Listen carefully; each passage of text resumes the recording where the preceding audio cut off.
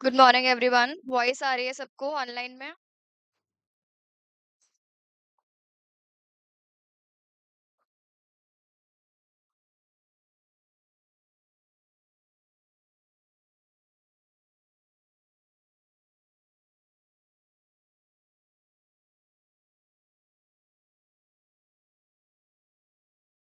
Good morning.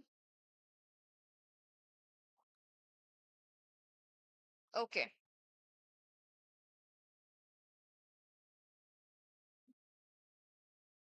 चलो। कल हम लोगों ने चैप्टर नंबर 1 स्टार्ट कर लिया था।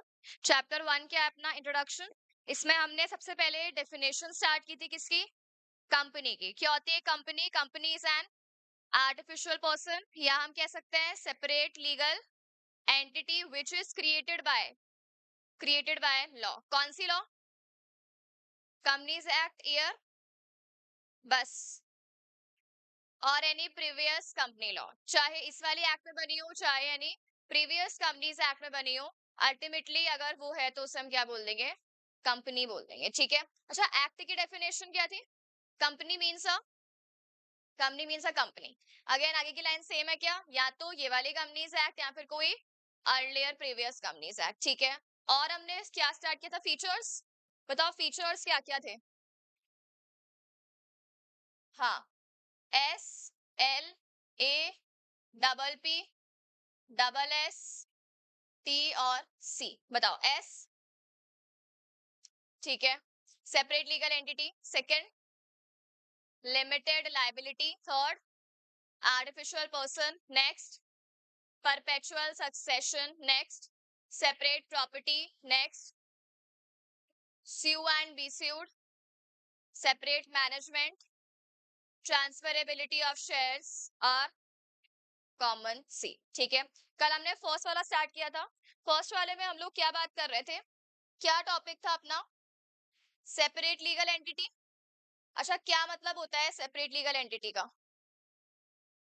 कोई बताएगा? क्या? Separate from its members. ठीक है, और कुछ?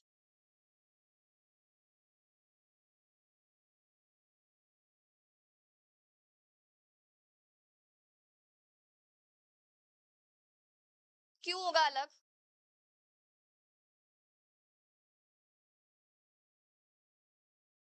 ठीक है। अच्छा, कल हमने कोई केस लॉ स्टार्ट किया था क्या?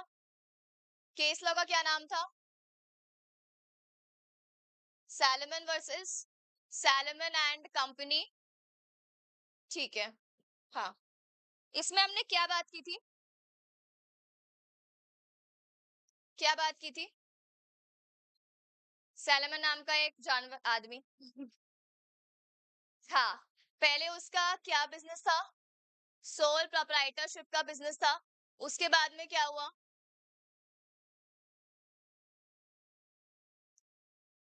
हाँ, वो कंपनी में कन्वर्ट हो गया क्या? क्यों? क्यों कन्वर्ट हुआ था?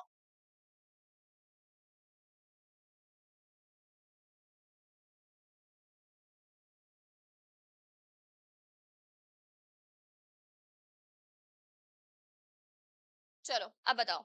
हाँ, तो क्या बात कर रहे थे हम लोग? क्या था case law? Salmon versus salmon and company limited. तो सैलमन पहले क्या था? Sole proprietor. अब वो अपने फैमिली को भी अपने बिजनेस में इंक्लूड करना चाह रहा था, पर हमें पता है कि सोल प्रोप्राइटरशिप में एक टाइम पे एक ही ओनर हो सकता है। अगर आपको किसी और को इन्वॉल्व करना है तो वो पर्सन क्या बनेंगे? सिर्फ एम्प्लॉयज बनेंगे, ना तो वो पार्टनर माने जाएंगे ना ही वो ओनर्स माने जाएंगे। करेक्ट। और उसको एक्सपेंशन करना था तो इसीलिए उसने क्या किया? सोल प्रोप्राइटरशिप से उसने कन्वर्ट करके क्या बना ली? उसने कंपनी बना ली। ठीक है। अब जब उसने कंपनी बनाई थी तो फिर हम एक कंसेप्ट क्या पढ़ रहे थे? उसकी कंपनी को क्या हो गया था? उसकी कंपनी को लॉसेस हो गए थे, कंडीशन खराब हो गई थी, और दैट इज वाई वो कंपनी किस में पहुंच गई? लिक्विडेशन में पहुंच गई। तो लिक्विडेशन में हम लोग क्या करते हैं? रिसीवर या लिक्विडेटर आता है, और वो क्या काम करता है? अच्छा, लिक्विडेशन क्यों होता है? जब अपने असेट ज्यादा है या लाइबिलिटी ज्यादा है? जो अपने लायबिलिटी ज्यादा है और अपने पास असेट्स पूरे नहीं है वो लायबिलिटी को कवर करने के लिए, इसीलिए हम लोग क्या करते हैं? आप कंपनी बंद करो। कंपनी बंद करोगे तो सारे असेट को हम क्या करेंगे? सेल करेंगे, और जो भी पैसा आएगा उससे सारी लायबिलिटी को हम लोग क्या करेंगे? पे ऑफ करेंगे। यही था। ठीक है। अच्छा, उसके बाद प्रॉब्लम कहाँ आ रही थी? कल हमने लास्ट में क्या डिस्कस किया था कि जो भी आपकी लायबिलिटी है, लायबिलिटी में पहले किसको पे करोगे, है ना, फिर किसको पे करोगे। अब उसमें सब लोग आ जाएंगे, आपके जो बैंक्स है वो भी आ जाएंगे, जो अपने डे टू डे वाले क्रेडिटर्स हैं वो भी आ जाएंगे। हाँ, इसके अलावा एम्प्लॉयज आ जाएंगे, इसके अलावा गवर्नमेंट आ जाएगी। अब ये सब तो लड़ाई करेंगे, पहले मुझे चाहिए, पहले मुझे चाहिए। तो हम किसको पेमेंट करें पहले? लोन तो सबका ही हो गया ना एक तरीके से। हाँ, हमने बात की थी कि अगर हम आपको बता देंगे तो लड़ाई कम रहेगी ना, मतलब अगर आपको खुद पे छोड़ दिया मतलब जिसको जैसे मर्जी है वैसे पेमेंट करो, तो कभी डिस्प्यूट खत्म होगा क्या? नहीं। तो इसीलिए हम आप पे नहीं छोड़ सकते, हमने लॉ में लिख दिया। हम आपको एक लिस्ट दे रहे हैं और वो लिस्ट के अकॉर्डिंग जो भी फर्स्ट पे आ रहा है वो फर्स्ट पे पेमेंट होगा, जो सेकंड पे आ रहा है उसे पेमेंट सेकंड पे होगा, जो थर्ड पे आ रहा है थर्ड पे होगा। आप अपना सीक्वेंस आपस में चेंज भी नहीं कर सकते। मतलब मान लो सेकंड और थर्ड वालों ने आपस में अरेंजमेंट कर लिया कि तू सेकंड पे आ जा, मैं थर्ड पे आ जाता हूँ, वो अरेंजमेंट भी आप नहीं कर सकते हो। हमने जैसा बोल दिया वैसा ही आपको क्या करना है, उसी नंबरिंग पे आपको पेमेंट किया जाएगा, ठीक है। अब एक चीज सुनना। अच्छा, सब जानते हैं क्रेडिटर क्या होता है? क्या होता है क्रेडिटर?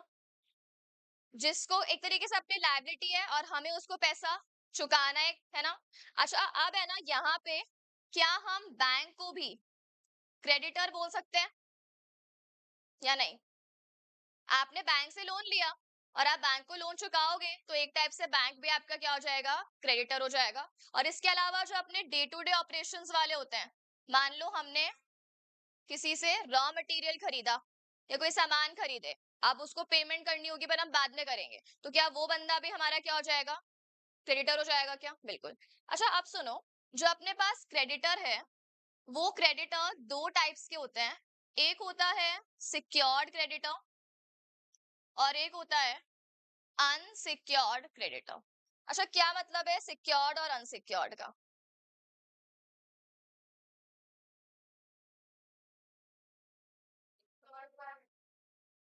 पहले देना है, मीनिंग बताओ पहले, तो पहले बाद में देखेंगे। क्या? बैंक आएगा, नॉर्मल लोग नहीं आ सकते। सिक्योर्ड क्यों बोल रहे हैं?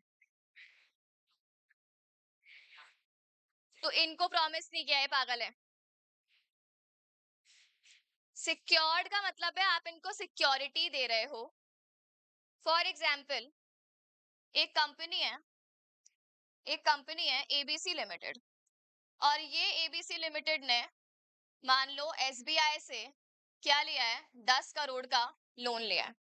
क्या बस एसबीआई को आप बोलोगे जाके लोन दे दो और एसबीआई चुपचाप आपको लोन दे देगी? हाँ ठीक है, तुम तुम्हारे चाचा लगते हो, लो लोन। बदले में आपसे क्या लेगी? सिक्योरिटी। तुम हमें क्या दो, कोई ना कोई एक असेट दो, और उस असेट को हम क्या बोलेंगे, सिक्योरिटी। और अगर तुम वो लोन नहीं चुका पाए तो हम तुम्हारा वो असेट सेल कर देंगे, ठीक है। जैसे आप भी अगर होम लोन लेते हो तो वो घर को बैंक क्या रखवा लेते हैं, सिक्योरिटी, गिरवी बोलते हैं हम लोग, ठीक है। तो आप वहां पे इस सिचुएशन में भी क्या बोल दिया कि अगर हम क्या ले रहे हैं, कोई टाइप का लोन ले रहे हैं और इतने बड़े अमाउंट का लोन ले रहे हैं स्पेशली बैंक वगैरह से, तो वो आप पे ऐसी थोड़ी ट्रस्ट कर लेगी। वो बदले में आपको क्या बोलेगी, आप हमें क्या दो, सिक्योरिटी। अब वो सिक्योरिटी जो है वो किसी भी चीज की हो सकती है, आपका लैंड हो सकता है, ठीक है, आपकी कोई प्लांट एंड मशीनरी जिसकी वैल्यू ज्यादा है वो हो सकती है, या गोल्ड वगैरह वाली चीजें हैं उसको भी आप गिरवी रख सकते हो, करेक्ट। तो कोई भी टाइप की क्या दोगे, आप सिक्योरिटी दोगे। और अगर ये लोन का पेमेंट नहीं हुआ तो बैंक के पास क्या राइट है, वो आपकी क्या सेल कर सकती है, वो आपकी सिक्योरिटी सेल कर सकती है। मान लो ये कंपनी ने 10 करोड़ के बदले में 12 करोड़ का कोई लैंड था उसके पास में, और वो क्या रखवा दिया वहां पे, उसने मॉर्गेज रखवा दिया, मतलब एज ए सिक्योरिटी रखवा दिया। तो इस वाले लोन को, ये हमने लोन लिया है और ये लोन कैसा लोन हो गया, सिक्योर्ड लोन। मतलब लोन आपका कैसा है, अगर पेमेंट नहीं हुआ तो सामने वाले को एक हमने बेनिफिट दे दिया कि आप सिक्योर्ड हो, आपके पास एक असेट है, आप उसको बेचकर पैसे ले लेना, ठीक है। तो ये लोन क्या लोन हो गया, सिक्योर्ड लोन। और अगर हमने किसी लोन के बदले में सिक्योरिटी नहीं दी है तो वो लोन कौन सा लोन हो गया, अनसिक्योर। जैसे मान लो डे टू डे ऑपरेशंस है, आपने उनसे सामान लिया 10,000 रुपए का या 1 लाख रुपए का, अब उसको तो आप कैसे सिक्योरिटी दोगे? ट्रस्ट पे आपको दे दिया सामान, ठीक है, तो वो लोन कौन सा हो गया? Unsecured loan. ठीक है, क्या दोनों पॉइंट्स क्लियर है? अब सुनो, अभी जो हम बात कर रहे हैं कि लिस्ट गिवन है, पहले कौन आएगा फिर कौन आएगा, बताओ उस लिस्ट में तुम्हारे अकॉर्डिंग सिक्योर्ड पहले आएंगे या अनसिक्योर्ड पहले आएंगे? सिक्योर्ड वाले पहले आएंगे और अनसिक्योर्ड वाले बाद में आएंगे, ठीक है। तो अगर हम बात करें लिस्ट की, तो सिक्योर्ड वाले ऊपर है और अनसिक्योर्ड वाले नीचे। क्या यहां तक का क्लियर है? अब वापस से चलते हैं केस स्टडी पे, अब तुम्हें समझ में आ जाएगा। अब देखो यहाँ पे, soon the company fall into difficulties and the receiver was appointed to liquidate the company। अब देखो क्या बोला है, the debentures issued by the company were held by Salomon himself। Company ने क्या इशू करे हैं? डिबेंचर। डिबेंचर क्या होता है? लोन कैपिटल या ownership capital? Loan capital, loan है यहाँ पे। और ये जो डिबेंचर है ये खुद ही किसने ले ली है? सैलमन ने। तो क्या हम कह सकते हैं सैलमन हमारी कंपनी का डिबेंचर होल्डर बन गया? और डिबेंचर होल्डर मतलब क्या बन गया? अभी हमने क्या वर्ड लिखा था? जिसको भी आपको पैसा पे करना है उसको हम इन शॉर्ट क्या बोल सकते हैं? क्रेडिटर बोल सकते हैं क्या? तो क्या हम इसको क्रेडिटर बोल दें? यहाँ पे बोल सकते हैं, बिल्कुल। अब देखो क्या बोला, और ये जो है, ये जो डिबेंचर्स है ये कौन से वाले? सिक्योर्ड वाले हैं। कौन से वाले हैं? तो ये आपका कौन सा बन गया? सिक्योर्ड क्रेडिटर बन गया, करेक्ट। अब देखो आगे क्या बोला, at the time of payment, अब लिक्विडेशन हुआ, पेमेंट करना है हमें। अब unsecured creditors contended that payment must first be made to them as entire interest in the company was held by Salomon। अब यहाँ पे अनसिक्योर्ड वाले आके क्या टांग अड़ा रहे हैं कि सुनो भाई, तुमने लिस्ट में तो लिख दिया कि पहले सिक्योर्ड और फिर अनसिक्योर्ड, लेकिन एक बात सुनो, यहाँ पे जो सिक्योर्ड वाला डिवेंचर है वो किसके पास में है? सैलमन के पास में है ना। और सैलमन तो उसकी तो खुद की कंपनी है, तो आप उसको खुद को पहले पेमेंट क्यों कर रहे हो? ओनर को तो पैसा तभी मिलता है ना जब पैसा कुछ बचता है। तो आप पहले किसको पेमेंट करो? हम लोगों को। हम अनसिक्योर्ड है कोई बात नहीं है, पर हम बाहर वाले हैं। सैलमन सिक्योर्ड है, भाड़ में जाए, उसकी खुद की कंपनी है। उसकी खुद की कंपनी है तो वो लॉसेस खुद झेलेगा। लिस्ट में कुछ भी लिखा हो वो बाद में आएगा, हम पहले आएंगे। ऐसा कौन बोल रहे हैं? अनसिक्योर्ड। क्या क्वेश्चन समझ में आ गया? अभी हमने बात की लिस्ट में सिक्योर्ड पहले आते हैं, अनसिक्योर्ड बाद में आते हैं। सैलमन सिक्योर्ड था तो एज पर द लिस्ट उसको पहले आना चाहिए और अनसिक्योर्ड को बाद में आना चाहिए, पर अनसिक्योर्ड क्या जिद कर रहे हैं यहाँ पे आके? हमें पहले दो, क्योंकि कंपनी किसकी है? तुम्हारी है ना। तो अब उस सिचुएशन में कुछ बचे कुछ तो तुम लेना, पर पहले तो तुम बाहर वालों को पेमेंट करोगे ना। तो अब यहाँ पे सैलमन क्या बोलेगा या कोर्ट क्या बोलेगा? ये मैटर कोर्ट में गया था, कोर्ट क्या बोलेगा? सैलमन को पहले रखो या सैलमन को एंड में रखो, तुम बताओ। पहले? कोई कह रहा है कि नहीं अनसिक्योर्ड सही बोल रहे हैं? कोई भी नहीं ऑनलाइन में से? क्यों, रीजन?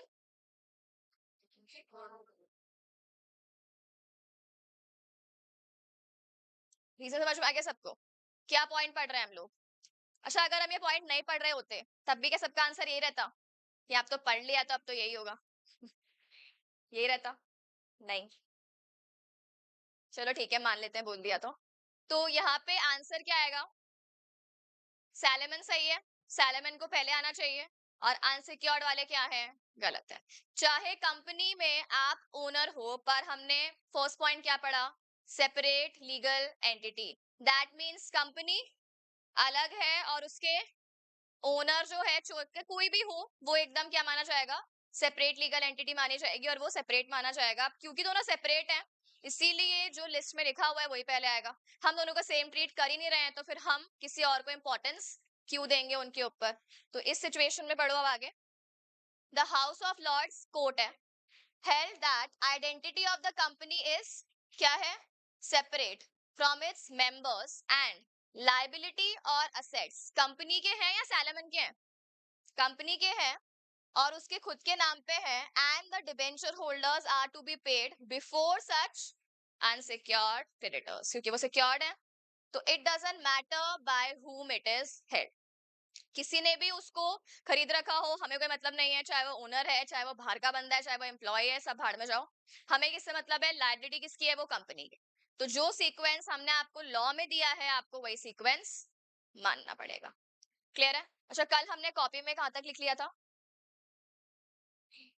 फीचर्स। ठीक है, अब है ना, फर्स्ट पॉइंट बनाओ, लिखो उसमें separate legal entity. Separate legal entity. तुम्हें अभी बुक्स थोड़ी मिली होंगी, मिल गई क्या? यहां से जिसको भी मिल गई ना, वो या तो लेकर आया करो या घर पे नोट करना स्टार्ट करो, ठीक है, थोड़ा थोड़ा। चलो, अब है ना, ये केस स्टडी तो अभी नहीं लिखनी है, बस एक ये चीज लिखो यहाँ पे, company has an identity separate from its members. Company has an identity separate from its members. सबकी स्पीड सही है? अच्छा, खुद को तो सही लगती है।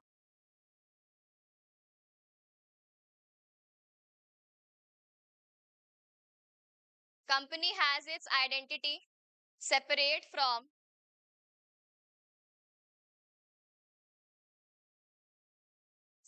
From its members.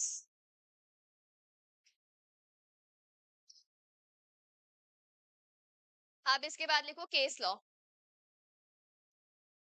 Case law. Case law का नाम लिखो, salmon versus salmon and company limited. Salmon versus, spelling सही से लिखना,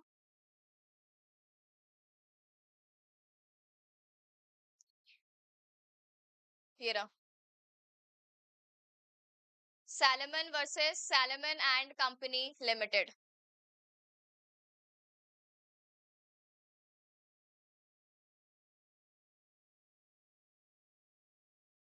लिख लिया? अब है ना, मैं एक डायग्राम बना रही हूँ, वो बनाओ।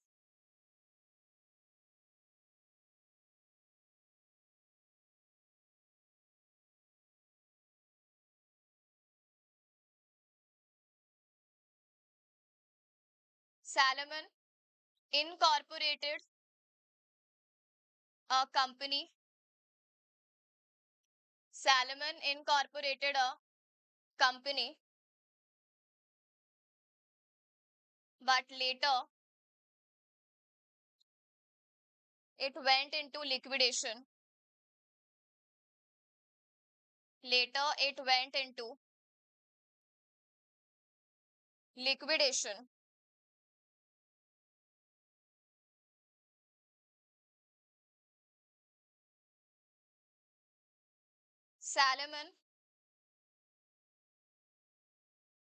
Salomon himself was debenture holder. Salomon himself was debenture holder. Therefore, need to be paid, need to be paid before unsecured creditors. Need to be paid before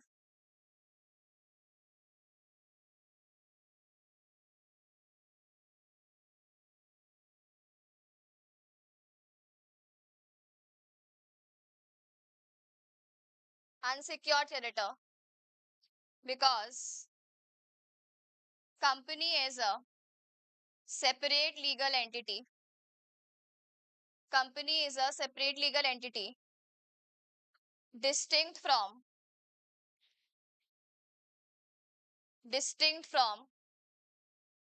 its owners. Company is a separate legal entity distinct from its owners.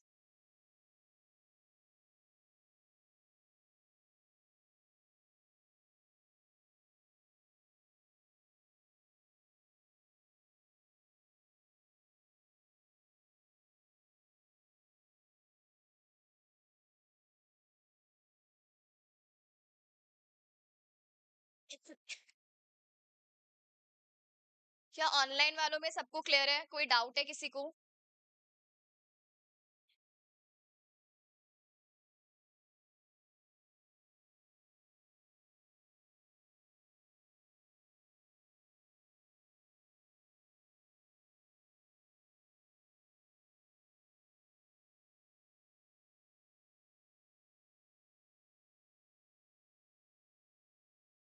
क्या ये clear है यहाँ तक? ठीक है, तो अब आपको ये समझ में आ रहा है कि हमें बुक में कैसे लैंग्वेज गिवन है। हमने पूरी लैंग्वेज पढ़ी, पर कॉपी में भी अगर आप वो सेम लैंग्वेज लिख लोगे तो फिर कोई फर्क रह जाएगा कि बुक ही पढ़ लो।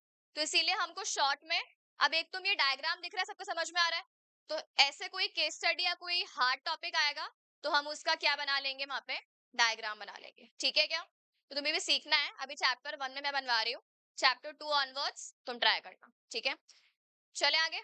चलो, तो फर्स्ट अपना फीचर कौन सा वाला हो गया?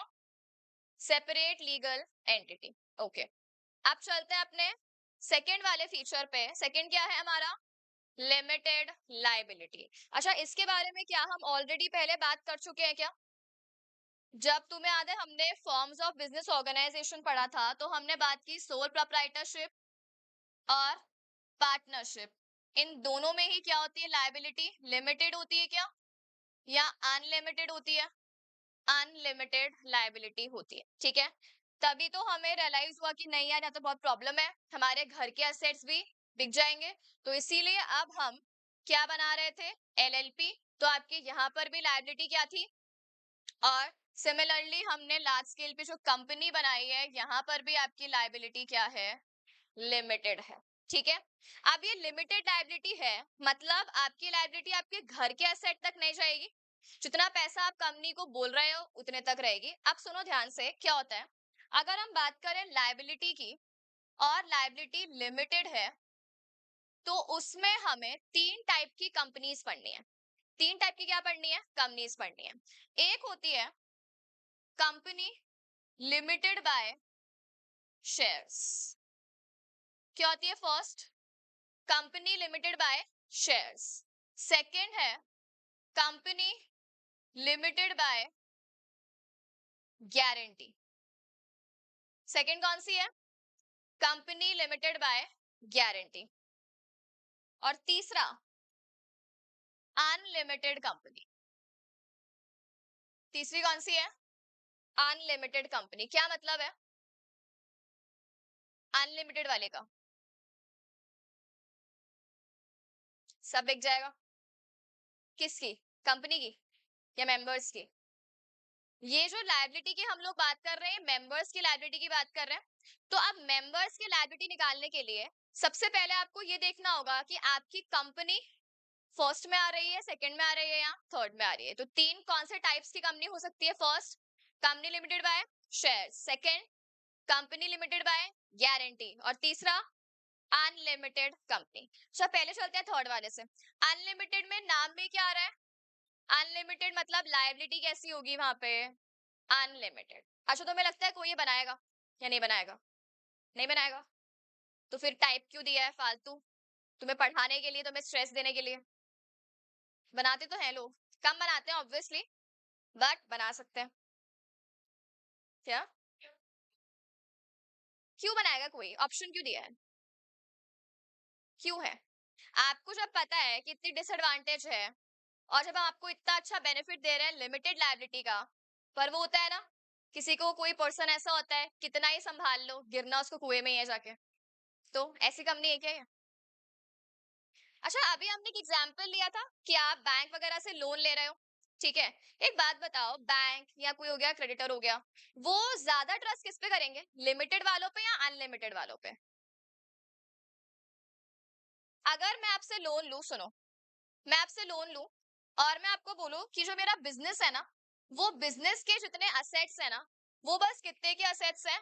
1 करोड़ के। तुम मुझे अभी क्या प्रोवाइड करो? लोन प्रोवाइड करो। कितने रुपीस का? 50 लाख का। ठीक है, और मैं तुम्हें पेमेंट कर दूंगी, और पेमेंट नहीं कर पाए तो तुम मेरा बिजनेस बिकवा के पैसे ले लेना। लेकिन क्या तुम मेरे घर पे जा सकते हो? यहाँ पे नहीं, क्योंकि मैं यहाँ पे क्या बोल रही हूँ, मेरी लायबिलिटी कैसी है? लिमिटेड लायबिलिटी है। ठीक है, तो एक तो मैं तुम्हें ऐसा बोलूं, एक मैं तुम्हें क्या बोलूं कि तुम मुझे 50 लाख का लोन दो, ठीक है, और मेरा बिजनेस की कितनी वैल्यू है? 1 करोड़ की मेरे बिजनेस की वैल्यू है। और तुम्हें कम पड़ा ना, तो तुम मेरे घर तक, मतलब कहाँ जाना, मेरे पर्सनल असेट्स भी ले जाना, कोई प्रॉब्लम नहीं है। इसका मतलब मेरी लायबिलिटी कैसी है? अनलिमिटेड है क्या? है ना? तो अब आप लोग ज्यादा ट्रस्ट कब करोगे मेरे पे, फर्स्ट सिचुएशन में या सेकंड वाले में? सेकंड में आपको श्योरिटी है ना, बिजनेस में से नहीं भी मिला तो हम घर पहुंच सकते हैं। तो इसीलिए कोई कंपनी जिसको लोन वगैरह की रिक्वायरमेंट होती है और उसको लगता है कि यार ट्रस्ट वर्दीनेस हमें ज्यादा चाहिए, तो हम क्या बना लेंगे, अनलिमिटेड। तो आपके पास ऑप्शन है, पर इतने लोग बनाते नहीं है, बट ऑप्शन अवेलेबल है। तो अगर यहाँ पे अनलिमिटेड है, इसका मतलब क्या बिजनेस के असेट्स भी जाएंगे क्या? बिजनेस के असेट्स तो जाएंगे ही जाएंगे, और उसके अलावा पर्सनल असेट्स भी यहाँ पे आ जाएंगे। तो business assets as well as personal assets, ये दोनों ही लायबल है मेंबर्स।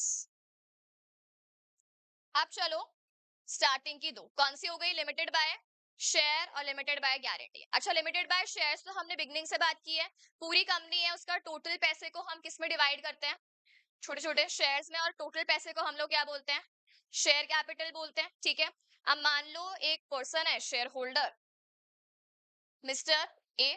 मिस्टर ए के पास में एक कंपनी का शेयर है जिसकी नॉमिनल वैल्यू कितने रुपए की है, 10 रुपए की वैल्यू का क्या है, वो शेयर है। अच्छा, सबने अकाउंट्स पढ़ी होगी 12th में, तुमने 4 टाइप के वो पढ़े होंगे, application, next allotment, calls, first call आ गया और सेकेंड कॉल आ गया, पढ़ा है सबने।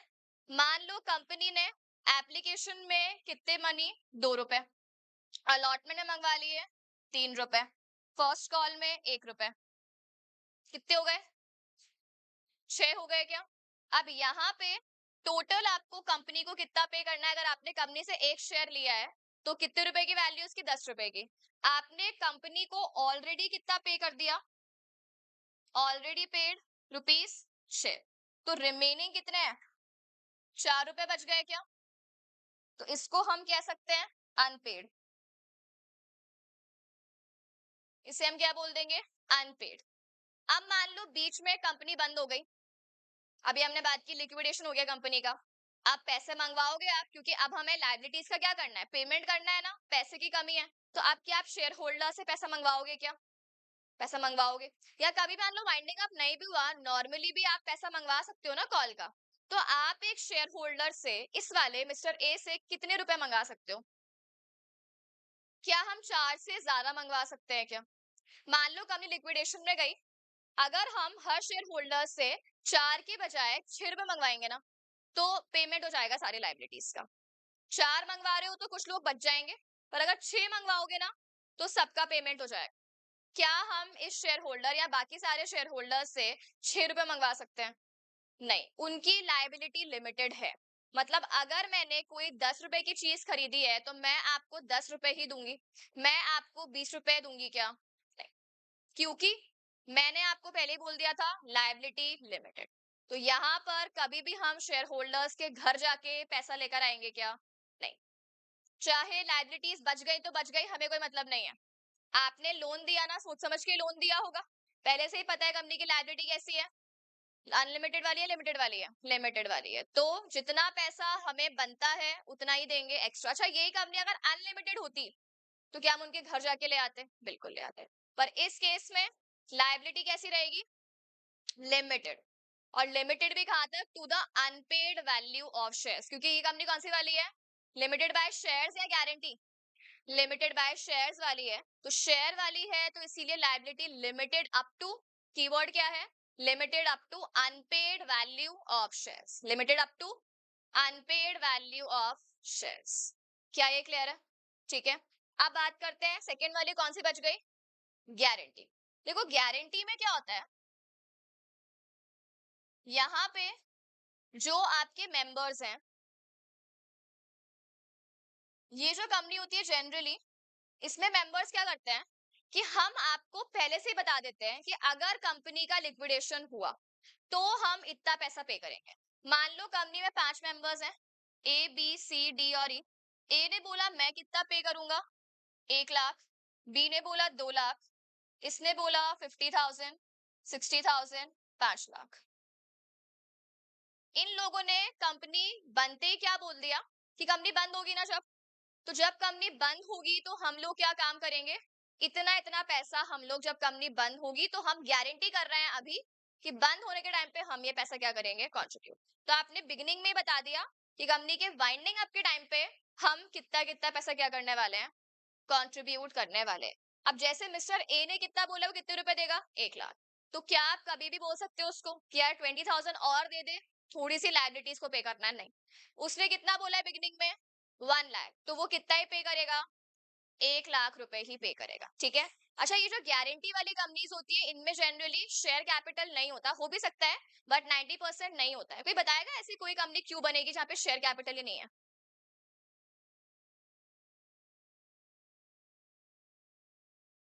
डाइल्यूट ना हो तो पैसा कहाँ से आएगा? खुद का पैसा लगाओगे, एक बात बताओ, चाहे प्राइवेट है चाहे कोई सी भी है, खुद का पैसा लगाओगे तो तुम ओनर बन गए, शेयर तो मिलेगा ही ना। अभी हमने बात की सेपरेट लीगल एंटिटी, ओनर बनोगे तो शेयर तो मिलेगा, तो शेयर कैपिटल तो आया। तुमने नाम सुना है एनजीओ का? एनजीओ क्या होता है? Non government organisation. तो क्या हम एनजीओ बना सकते हैं कंपनी के फॉर्मेट में या नहीं? पर हमने तो बात की थी कंपनी तो प्रॉफिट कमाती है, ये एक टाइप से एक एक्सेप्शन वाली कंपनी है। एनजीओ का काम प्रॉफिट कमाना होता है क्या? नहीं। एनजीओ का काम क्या होता है, सोशल सर्विस, सोशल वेलफेयर करना। वो भी हम पढ़ेंगे, वो बाद में आएगा। तो अगर हम क्या बना रहे हैं, कोई एनजीओ बना रहे हैं, जैसे हम एनपीओ बोलेंगे, नॉन प्रॉफिट ऑर्गेनाइजेशन, ठीक है। तो अगर हम क्या बना रहे हैं, नॉन प्रॉफिट ऑर्गेनाइजेशन, तो वहां पे तो आपको डोनेशन मिल ही जाते हैं ना। तो वहां पे लोन ले लिया, डोनेशन से काम चला लिया, तो वहां पे कभी कभी क्या होता है, कंपनीज बिना शेयर कैपिटल के भी बन जाती हैं। तो वो बिना शेयर कैपिटल के अगर बनना चाहती है तो वो कैसे बन सकती है, गारंटी कि अभी चलो डोनेशन का पैसा, लोन का पैसा, सब कुछ आ रहा है, गवर्नमेंट पैसा दे रही है हम लोगों को, एंड में जाके अगर लिक्विडेशन पे पहुंच भी गए तो हम गारंटी कर रहे हैं कि हम इतना इतना पैसा आपको दे दें, ठीक है। तो आपने जब बिगिनिंग में गारंटी किया कि वाइंडिंग अप के टाइम पे आप इतना पैसा दोगे, उसे हम क्या बोलते हैं, कंपनी लिमिटेड बाय गारंटी। तो अगर बी ने कितना गारंटी किया है, 2 लाख, तो बी से आप 2 लाख से एक भी रुपया एक्स्ट्रा नहीं मंगवा सकते हो। क्या ये तीनों क्लियर है? शेयर्स वाले में क्या लायबिलिटी थी, बोलो, unpaid value of shares. Second, guarantee वाले में मेंबर्स ने गारंटी किया एट द बिगनिंग कि हम वाइंडिंग अप के टाइम पे this is the amount that will be paying. और अनलिमिटेड तो वहां पे तो बिजनेस के एसेट भी आ जाएंगे और पर्सनल वाले एसेट्स भी आ जाएंगे, ठीक है। चलो अब पढ़ो यहाँ पे, देखो क्या बोला है, इट मींस बीइंग। अच्छा, ये जो पॉइंट है ना, ये याद रखना, इसकी डिटेल जो है ना, ये तीनों ये चैप्टर 2 में आएगी। यहाँ पर हमने बात तो कर ली पर इतना डिटेल नहीं है, डिटेल कहाँ पे आएगी, चैप्टर 2 में।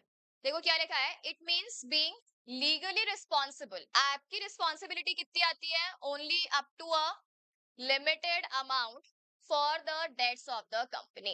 The liability of a member is limited up to the amount unpaid on the value of shares. क्या समझ में आया? और इससे ब्रैकेट में क्या लिखा है, in case of company limited by shares, तो वहां पे अनपेड वैल्यू मतलब 10 में से अगर 6 का पेमेंट आ गया तो कितने रुपए बच गए, 4। सेकेंड क्या बोला है, in case of company limited bye guarantee, members are liable for the amount they agreed at the time of becoming the member। यानी जब वो कंपनी के क्या बन रहे हैं, मेंबर, उस टाइम पे वो बोल रहे हैं कि जब कंपनी बंद होगी तो हम इतना इतना पैसा पे करेंगे, तो वो किस में आ जाएगा, गारंटी। और एक और होती है अनलिमिटेड, वो यहाँ पे गिवन नहीं है क्योंकि हमने बात की, वो किस चैप्टर में पढ़ेंगे हम लोग, नेक्स्ट चैप्टर, ठीक है। तो आप पॉइंट नंबर 2 बनाओ, लिखो लिमिटेड लायबिलिटी,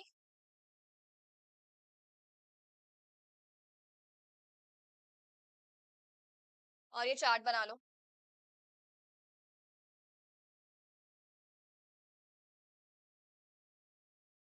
इसमें लिखो liable up to unpaid value of shares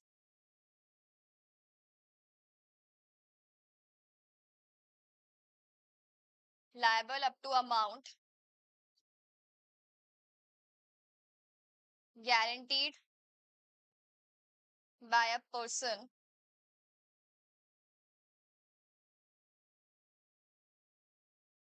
at the time of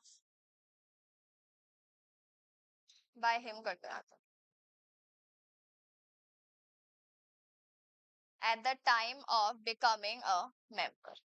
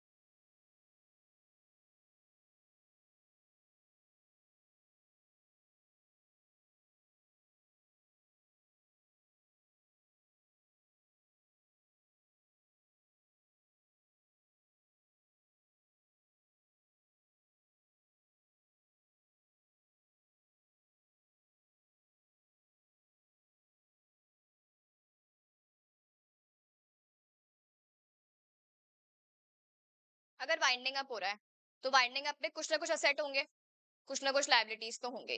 तो एक बार सारा पैसा आप दे दो, बच गया तो रिमेनिंग आपको वापस मिल जाएगा, वापस मिल जाएगा।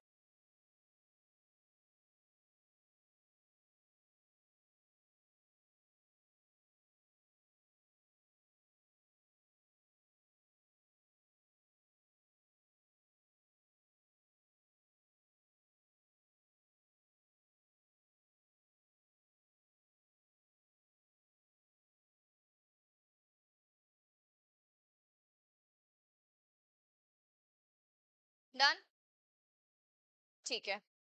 तो अपने दो कौन कौन से हो गए? फर्स्ट क्या था? सेपरेट लीगल एंटिटी, और एल क्या है? Limited liability. नेक्स्ट क्या है? ए। ए क्या है?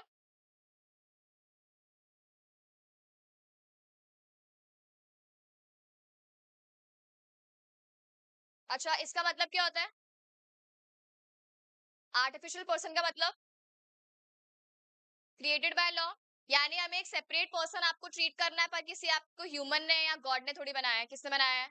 लॉ ने बनाया। तो आप पर्सन तो हो, पर क्या हो? एक आर्टिफिशियल पर्सन हो। देखो, a company is an artificial person which is invisible. अच्छा, इनविजिबल है क्या? दिखती है कंपनी? क्यों दिखती तो है? बिल्डिंग दिखती है हमें, ऑफिस दिखता है। और याद है हमने डे वन पे बात कर ली थी, बिल्डिंग और कंपनी सेम है क्या? नहीं, बिल्डिंग उसकी असेट है, पर कंपनी क्या है? आर्टिफिशियल पर्सन है, तो वो डिफरेंट है। ठीक है, तो artificial person which is invisible. अच्छा, नेक्स्ट लिखा है इंटेंजिबल। क्या हम टच कर सकते हैं उसको, फील कर सकते हैं क्या? नहीं। नेक्स्ट क्या है? एंड एग्जिस्टिंग, एक्चुअल में या only in the eyes of law? सिर्फ लॉ की आईज में वो विजिबल है, ऐसे आपको दिखेगी ऐसे घूमती फिरती हुई? नहीं। Now it is created by law and not comes into existence of a natural person. ठीक है, लॉ ने बनाया है, ना कि किसी नेचुरल पर्सन। लिख लो, ये लिख दो, invisible, intangible and created by law. That's it. तीन एरो बना लो। फर्स्ट एरो में लिखो इनविजिबल, फर्स्ट एरो में लिखो invisible, second intangible, invisible, intangible and created by law.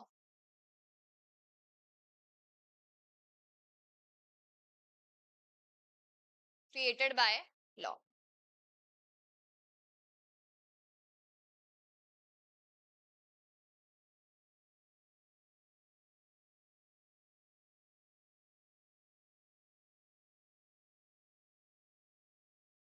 Done.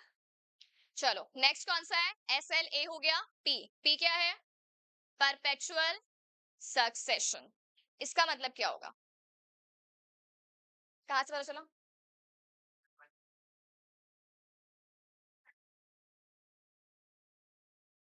अच्छा, एक कंपनी की मीटिंग हो रही थी, उसमें सारे मेंबर्स आए थे, सारे डायरेक्टर्स आए थे, सब लोग आए थे, और कुछ आतंकवादी आ गए और वो कंपनी के ऊपर बॉम्ब फोड़ दिया। और उस टाइम पे जितने भी मेंबर्स थे ना, वो सारे मेंबर्स उस कंपनी में आए हुए थे, सारे, एक भी नहीं बचा था, सबके सब आए थे। और सबके सब मेंबर्स मर गए, एक भी मेंबर नहीं बचा। क्या कंपनी है या कंपनी खत्म हो गई? एक भी नहीं है आदमी। क्यों? मतलब वहां बॉम्ब ब्लास्ट हो रहे हैं, लोग मर रहे हैं और तुम्हें कंपनी की पड़ी है? हाँ बिल्कुल पड़ी है। क्यों? क्योंकि company again separate legal entity है और उसके मेंबर्स क्या है, सेपरेट है। तो जब हमें पता है कि दोनों अलग अलग है, अच्छा कोई एक पर्सन मर जाता है, वो लोग नहीं बोलते दो जिसमें एक जान, कि तुम मर गई तो मैं भी मर जाऊंगा। तुमने एक वो देखा, एक वीडियो आता है कि वो दोनों जाते हैं सुसाइड करने के लिए, वो लड़की जो होती है वो जैसे ही कूद रही होती है, वो आंख बंद करके चल रहा होता है लड़का, वो तो कूद जाती है और वो आंख बंद करके पीछे वापस मुड़ जाता है और क्या बोलता है, प्यार अंधा होता है, मुझे खाई दिखाई नहीं दी आगे, तो मैं पीछे मुड़ गया। और फिर लड़की पैराशूट से उड़ जाती है। मुझे पता था कि ऐसे ही करेगा मेरे साथ। अगर वो मर जाती तो वो सेकंड वाला बंदा मरता उसके लिए। मरता क्या? मर जाता या किसी और को ढूंढ के अपनी दुख भरी कहानी बताता, ऐसे ऐसे थी मर गई, सिंपैथी खाता। लड़के ऑफेंड हो जाएंगे, मजाक चल रहा है, ऐसा कुछ नहीं है। लेकिन एक पर्सन मर गया तो क्या आप बोल दोगे वो कितना ही कनेक्टेड हो, सेकंड वाला भी मर जाता है? नहीं। तो इसीलिए यहाँ पे सारे मेंबर्स मर गए, मरो जाके। कंपनी मरेगी क्या? नहीं। कंपनी को क्रिएट किसने किया है? लॉ ने। तो कंपनी को खत्म भी कौन करेगा? लॉ। ठीक है, देखो क्या लिखा है, एन इनकॉर्पोरेटेड कंपनी। अच्छा, इनकॉर्पोरेटेड का कल हमने मीनिंग पढ़ लिया था। लॉ में अगर हम किसी चीज को रजिस्टर करवा रहे हैं तो वर्ड क्या यूज करेंगे? Incorporate. Never dies except where it is bound up as per law, यानी लॉ ने बनाया है तो लॉ ही उसका क्या करवाएगा? Winding up. वाइंडिंग अप मतलब उसकी एग्जिस्टेंस को खत्म कराना, एंड कराना। ठीक है। डेथ, कोई मेंबर मर गया। इंसॉल्वेंसी मतलब दीवाना निकल गया, मतलब उसके पास कुछ नहीं बचा अब।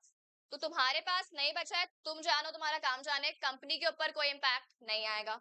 और तीसरा, इंसैनिटी, पागल पागल हो गए, दौरे पड़ गए, तो तुम जानो, तुम्हारा काम जाने, कंपनी पे कोई इम्पैक्ट नहीं आएगा। तो ना तो डेथ से, ना इंसॉल्वेंसी से, ना ही इंसैनिटी से कोई भी इम्पैक्ट आएगा of the members of the company does not affect the existence of the company. और ये लाइन इंपॉर्टेंट मार्क करो, अगर तुम ये परपेचुअल सक्सेशन लिख कर आ रहे हो तो ये लाइन लिख कर आना, क्या? Members may come, members may go, but company goes on forever. 36 आएंगी, 36 जाएंगी।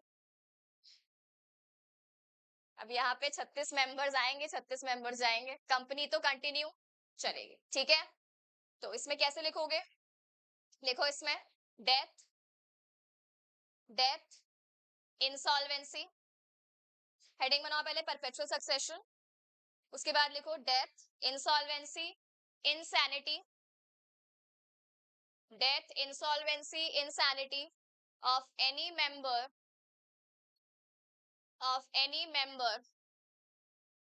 does not affect existence of a company,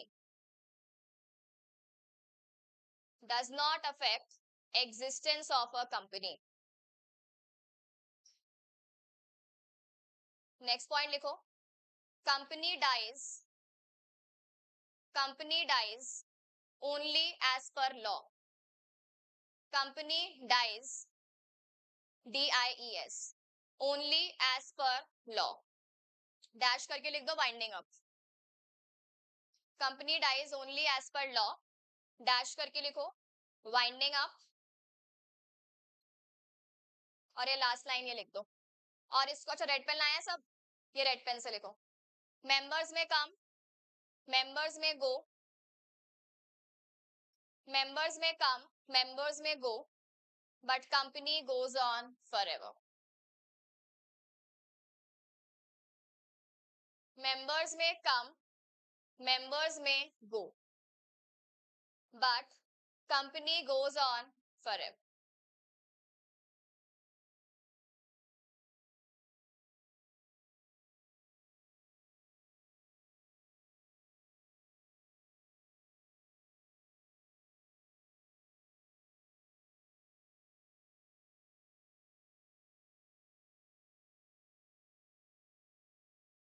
done? ठीक है, नेक्स्ट पॉइंट क्या है? Separate property. अच्छा याद है कल हमने फर्स्ट पॉइंट में 3 पॉइंट्स देखे थे, ये दिख रहा है? Company can acquire, hold or dispose of any assets on its own. अच्छा अब कंपनी के असेट होंगे और कंपनी की लायबिलिटी होगी। मान लो कंपनी को कोई लैंड खरीदना है या कंपनी को कोई बिल्डिंग खरीदनी है या प्लांट एंड मशीनरी खरीदना है, तो वो किसके नाम पे खरीदेगी? Mister A, mister B, directors, employees या खुद के नाम पे? तो हम यहाँ पे बायर के नाम में क्या लिखेंगे? ABC limited. मतलब जो कंपनी का खुद का अपना नाम है, उसी नाम से कंपनी क्या खरीदेगी? प्रॉपर्टी। कोई ये नहीं बोलेगा कि ये तो है ही नहीं ना, कहीं दिख रही है क्या कंपनी? नहीं, मैं पता है ना वो पर्सन तो है, आर्टिफिशियल है तो क्या हुआ, है तो वो पर्सन। लॉ उसको लीगल तरीके से पर्सन मांग रहा है। अच्छा हम कॉन्ट्रैक्ट लॉ पढ़ते हैं, 2 पार्टीज होती हैं उसमें, तो यहाँ पे क्या बोला कि एक पार्टी का नाम क्या लिखोगे आप? कंपनी। मतलब मेंबर का नाम लिखना है क्या यहाँ पे? नहीं। प्रॉपर्टी हम किसके नाम पे खरीदेंगे? तो बाय कर रहे हो तब भी कंपनी के नाम से, सेल कर रहे हो तब भी कंपनी के नाम से ही प्रॉपर्टी खरीदोगे। अच्छा लायबिलिटी, लोन लिया, लोन किसी मेंबर के पर्सनल नाम पे आएगा क्या? नहीं। लोन भी लिया है तो लोन में जो हम अग्रीमेंट बनाएंगे बैंक के साथ, तो वो अग्रीमेंट में हमने किसका नाम लिखना है? एक साइड बैंक और एक साइड कंपनी। ठीक है, तो चाहे कोई भी असेट हो चाहे कोई भी लायबिलिटी हो, किसके नाम पे होगी? तो हमने क्या लिखना है? सेपरेट प्रॉपर्टी, मतलब जो भी असेट्स हैं वो कंपनी के खुद के नाम पे। तो लिखो कंपनी कैन, ये पूरी लाइन लिख दो, company can acquire, company can acquire slash hold, company can acquire slash hold slash dispose of, मतलब बेचना, निकालना, सेल करना, dispose of assets और property, assets और property in its own name, in its own name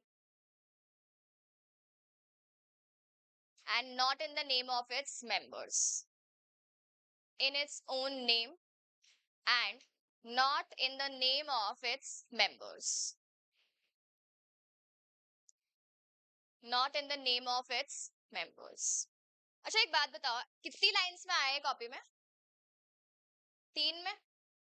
बहुतों के तो 2 में ही आ गया होगा, किसी के 1 में आया क्या? चलो अच्छा, एग्जाम में क्वेश्चन आ जाए 5 मार्क्स और ये स्टेटमेंट बोले, company can hold property in its own name, comment. क्या बोला question? Company can hold property in its own name. तुमसे पूछा इसने यस और नो? नहीं, खुद ही बता दिया भाई कर सकती है। तुम कमेंट करो और 5 मार्क का क्वेश्चन है ये। यस लिख के आ जाना, यस, और उस सेम स्टेटमेंट को लिख के आ जाना। आ जाएंगे 5 में से 5, 0 ही आएगा। चलो एक बार ना क्वेश्चन लिखो और घर से सब ट्राई करके आएंगे और कोई किसी से पूछेगा नहीं, पीछे लिखना। अच्छा हाँ, क्वेश्चंस के लिए अलग कॉपी बनाना पतली सी, नोट्स के बीच में मत करना। तो पीछे क्वेश्चन लिखो ये वाला ही, company can, company can hold property, company can hold property in its own name, company can hold property. जो लोग ऑनलाइन में हैं, आपके पास रिसेप्शन का नंबर होगा, जो भी आंसर कर रहा है वो वहां पे सेंड कर देना रिसेप्शन वाले नंबर पे, मैं चेक करके आपको यहाँ बता दूंगी सही है या नहीं है। हाँ लिखो, company can hold property in its own name. लिख लिया? कमेंट। 5 marks, 5 marks. अच्छा 5 मार्क्स है तो कितना कंटेंट लिखोगे? 7 लाइंस, एक पन्ना,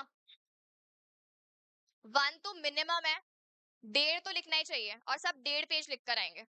हमें कंटेंट कुछ ज्यादा ही लिखना है, कम लिखोगे तो एग्जाम में और कम हो जाएगा। सुन रहे हो? तो सबको कितना लिख के आना है? 1.5। जो लोग हंस रहे हैं ना यहाँ पे, लिख कर ही आना है, चाहे पेन चले चाहे चलाना पड़े, कैसे भी। तो कैसे लिख कर आओगे, क्या लिख कर आओगे? 3 लाइन को 1 पेज में, ये तुम ट्राई, रुको ट्राई करना, कल हम डिस्कस करेंगे कि कैसे लिखते हैं। ठीक है? चलो एक दो पॉइंट और कर लें क्या?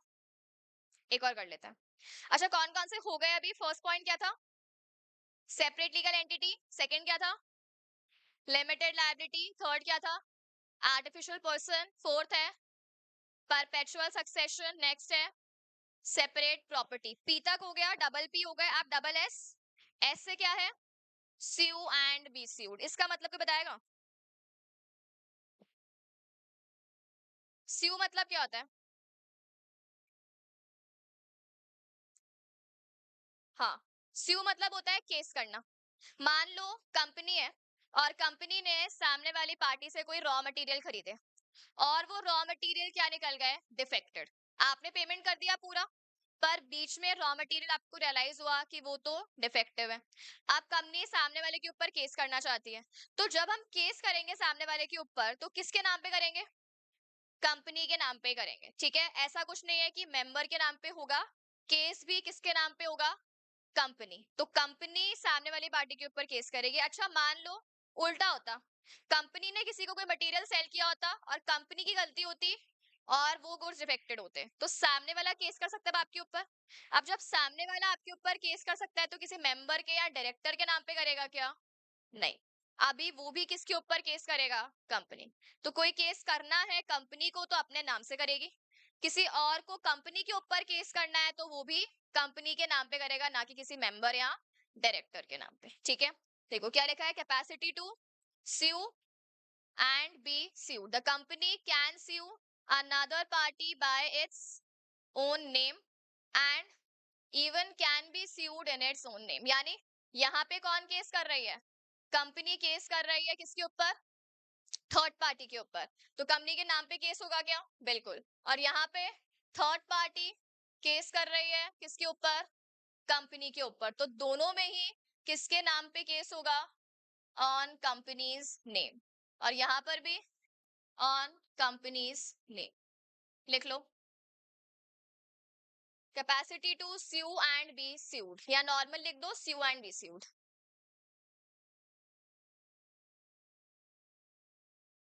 स्यू एंड बी स्यूड लिखो, इसमें दो एरो बनाओ।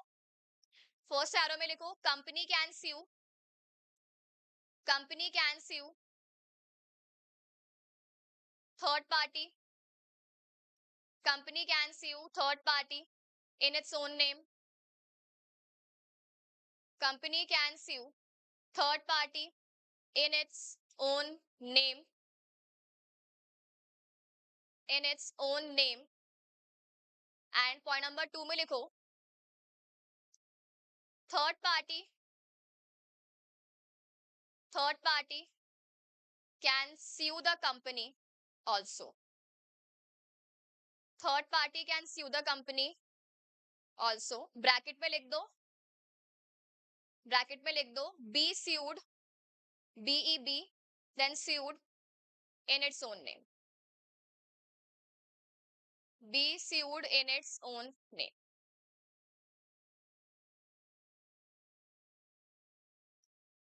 ठीक है, और एक लास्ट एस भी कर लेते हैं। एस क्या है?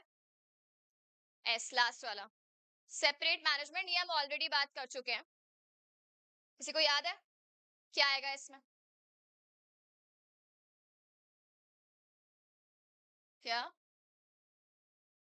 Exactly exactly। याद है हमने बिगिनिंग में बात की थी, शेयर होल्डर्स तो कौन होते हैं? कंपनी के ओनर्स होते हैं। अब वो सबके सब लोग मैनेज कर सकते हैं क्या? नहीं। तो हमने बात की थी यहाँ पे शेयर होल्डर्स। अच्छा क्यों वो खुद से मैनेज नहीं कर सकते? उसके दो रीजन से।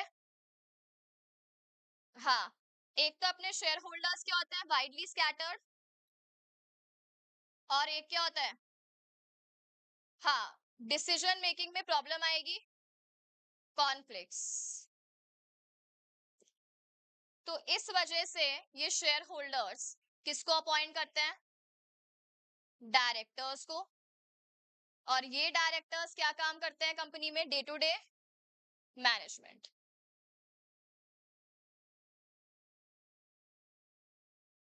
For day to day management.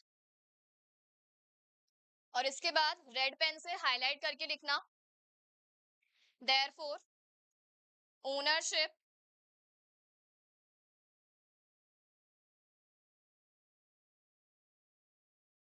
अच्छा क्या लिख दूं, इक्वल होती है क्या? क्या ये इक्वल होती है या नहीं? ओनरशिप और मैनेजमेंट अलग अलग होते हैं, इसीलिए ownership is not equals to management. ठीक है, ये हम ऑलरेडी बात कर चुके हैं, लिख लो इसको।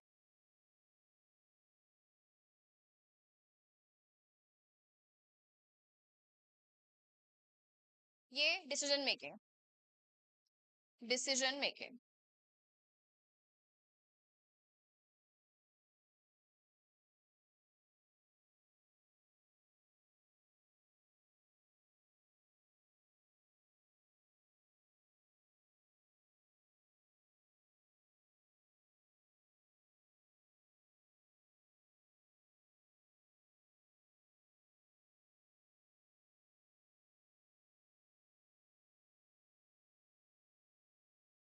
चलो डन, बाकी के दो हैं वो कल करते हैं। ऑनलाइन में सबको क्लियर है, कोई डाउट किसी को? और कल सब लोग आंसर करके आएंगे, कल ही, डिले नहीं करना है। चलो थैंक यू।